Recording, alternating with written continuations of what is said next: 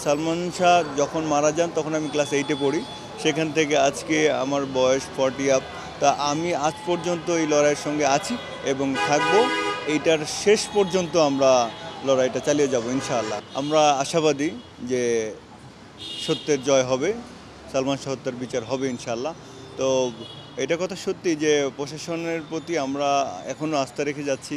তবে আমাদের যেই কর্মসূচি, আন্দোলন কর্মসূচি এটা চলমান আছে, এটা ধারাবাহিকভাবে হচ্ছে।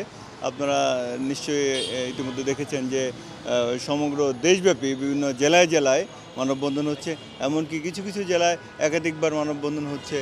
এখন আমরা এই আজকের যে কর্মসূচি শুরু করলাম, আমরা পোস্টারিং করতেছি, সমস্ত ঢাকা জেলা আমরা পোস্টারিং করছি।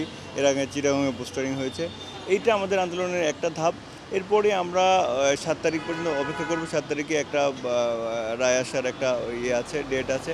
তা আমরা ওই দিনের পর থেকে আমরা নতুন কর্মসূচি নিয়ে ভাববো।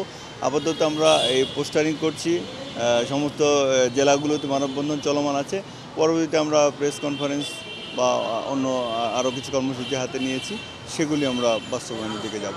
সর্বশেষ ওনারা যেটা বলতে চেয়েছেন যে এই মামলাটা 29 বছর আগের পুরনো, সেই জন্য একটু সময় তো লাগবেই। চাইলেই অনেক কিছু করা যাচ্ছে না, আমাদের কিছু মানে আইনগত কিছু বিধিনিষেধ আছে। তা আমরা তখন জানতে চেয়েছি যে আসামিরা যারা বাংলাদেশে রয়েছেন তাদেরকে তো আপনারা অ্যাটলিস্ট আইনের আওতায় এনে জিজ্ঞাসাবাদ করতে পারেন। তখন আমাদেরকে বলা হয়েছে তাদের ফোন সুইচ অফ। কিন্তু আমরা বলতে চাচ্ছি যে তারা 20 তারিখ পর্যন্ত সোশ্যাল মিডিয়া থেকে শুরু করে সব জায়গায় তারা অ্যাক্টিভ ছিল। তারা বিভিন্ন ধরনের অ্যাগ্রেসিভ কথাবার্তাও বলেছেন। এখন তারা অল্প সময়ের মধ্যে কোথায় চলে গেল? যেহেতু তাদের বিদেশ গমনে নিষেধাজ্ঞা রয়েছে, সে তারা দেশে আছে। তাদেরকে ট্যাগ করতে হবে, তাদের আত্মীয়স্বজন আছে, তাদের ঠিকানা আছে, যে কোনো হবে। এটা আইনের কাজ, এটা আইনের লোক কীভাবে করবে তাদের দায়িত্ব। আমাদের তো আসলে এখানে কিছু করার নেই। আমরা তাদের কাছে যাচ্ছি, তাদেরকে বারবার বলছি। এখন এটা তারাই আসলে ভালো বলতে পারবে কেন তারা এটা সময় নিচ্ছে। এটাও কোনো নতুন করে কোনো আসলে চক্রান্তের শিকার হতে যাচ্ছে কিনা সালমান শাহ ভক্তরা, সেটা আমরা আসলে নিশ্চিত না। সালমান শাহ যখন মারা যান তখন আমি ক্লাস 8-এ পড়ি। সেখান থেকে আজকে আমার বয়স 40 আপ। তা আমি আজ পর্যন্ত এই লড়াইয়ের সঙ্গে আছি এবং থাকবো।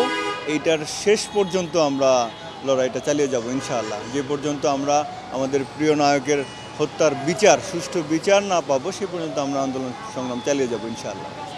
থ্যাংক ইউ ভাই। ভাইয়ের নামটা কি?